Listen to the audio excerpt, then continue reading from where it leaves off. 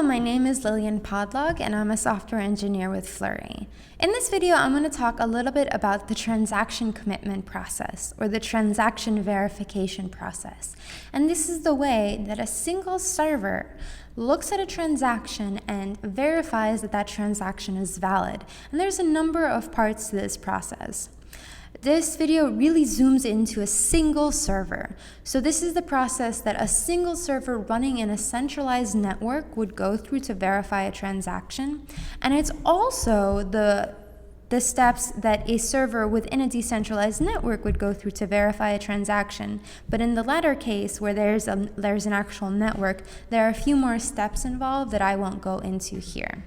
But this is valid, or this is the process for both a server that's on its own and a server that is part of a transaction group or a decentralized network. And so you can see the transaction commitment process here.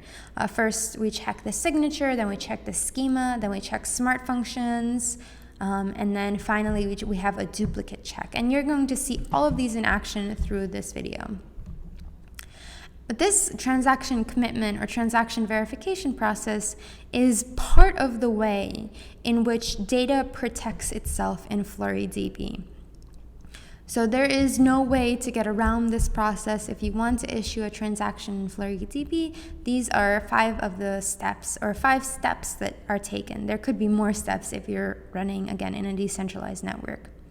So to demonstrate this, I'm going to use a Fluree database with the basic schema. And this is the basic schema that you'll find in our documentation. So if you go to docs.fluree.ee and you go to getting started in basic schema, then this is the schema that's laid out here. So collections, predicates, and sample data. And you can see if you go to wherever you're running Fluree and go to the schema page, you can see all the collections that we have in here and all the predicates. But really what we're going to be using in this video is the person collection. So we're going to try to add to the person collection. And before we do that, we're going to add a few things. And all of this is going to be available below the video for you to copy and add yourself. So one of the things that I'm going to add to this database is a particular auth record. And that auth record is going to have permission to access every single predicate in the person collection except for person/handle. So we can see here I'm adding an auth record, which has a particular ID. And this ID is connected to the private key. And this auth record has a single role, which is called person/no-handle, which I create here. And person/no-handle has 2 rules, which one is person access and the other is no-handle. Person access is going to be the default rule for the person collection, and that will give all, so I'll look at our ops, all, so query, transact, and logs rights to every single predicate in the person collection. So here's our rule. But we're going to add another rule, which specifically does not allow any sort of operation, so all, on the person/handle predicate within the collection. And we're going to add both of these rules to a single rule. And the way that we have it set up in Fluree is that any more specific rule wins out. So in this case, by default, you get access. The person with this auth record gets access to the person collection, but there's a more specific rule that is denying them access to this person/handle predicate. And so the more specific rule wins out. So I'm going to transact, and I've added this auth record with these, with this role and this rule. And just to demonstrate that this is working, I'm going to issue a query, which is select star from person, signed with the private key that's connected to the auth record that I just issued. So I press sign query, and I can see that I get back a lot of information about a person, but I don't get back person/handle, even though that is data that's stored in our database. It doesn't even show up. if I select specifically person/handle, then I just get null values for each of, or I get, empty objects for each of my person responses. So we can see that auth record is connected to rules, and those rules are working for us.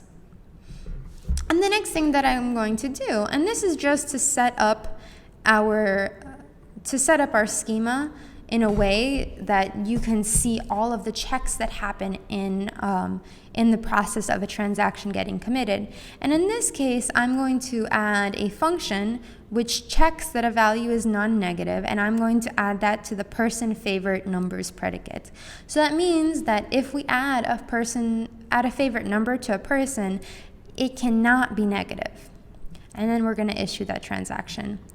And so now we have an auth record, so we have permissions that will be checked, and we also have a predicate spec, so a specification around a particular predicate. And I'm going to quickly pull up our transaction commitment process. And so this is the exact order of the steps that happen that get checked when a transaction goes through. So the first thing that's going to get checked is that the signature is valid.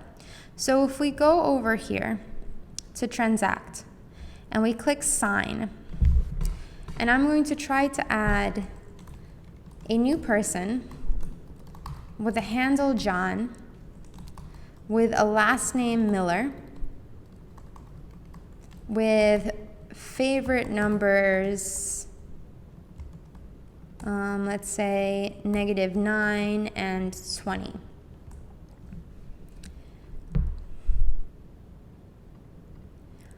And I'm going to sign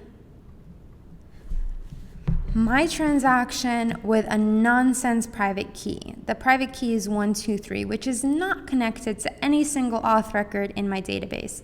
And when I click submit, I can see that the error that I get says invalid authority. This auth record does not exist. So actually what's happening in Fluree DB is checking the signature. And so if you sign this transaction with this signature, it's supposedly signed by an auth record that's equal to this. But this is not a valid auth record in our database. We never added it. So this transaction gets thrown out because the signature is invalid. All right, so let me pull this up again. So that's the first check that happens. So the signature has to be valid. So after, let's fix our signature and let's see what happens.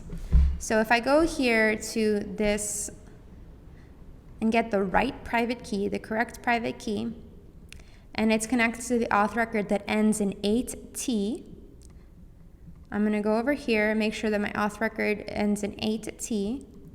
I'm going to sign it with the correct private key. I'm going to refresh the expiration so that it's more current, and I'm going to try to submit my transaction.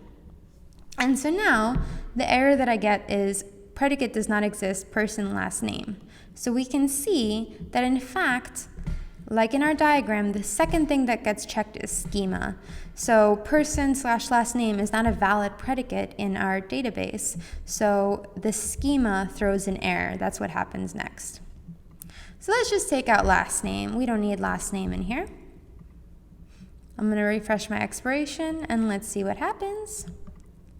And the next thing that happens, it says that object -9 does not conform to the spec for predicate person fav nums. So remember that we added that predicate spec that makes sure that there are no negative favorite numbers. So in this case, because we have a negative favorite number, it throws an error. And we can see in our transaction process that the next thing that does get checked, in fact, is smart function spec. So the predicate spec throws an error because our favorite number is negative.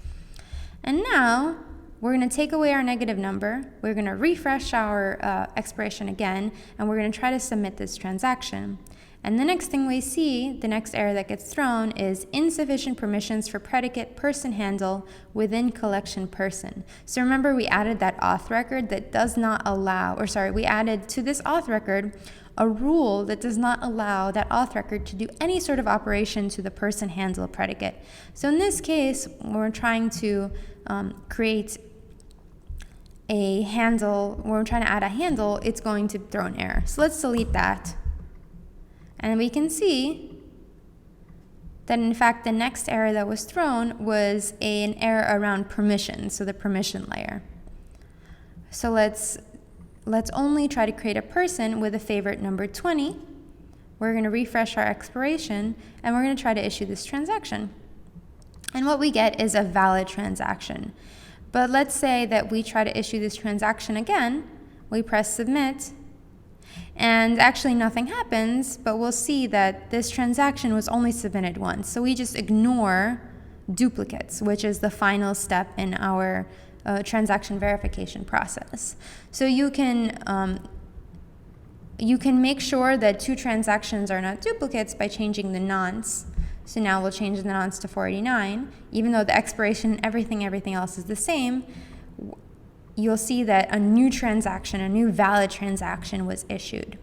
And the reason we do the duplicate check is to guard against man-in-the-middle attacks, or someone finding a transaction that's valid and then resubmitting it, for example.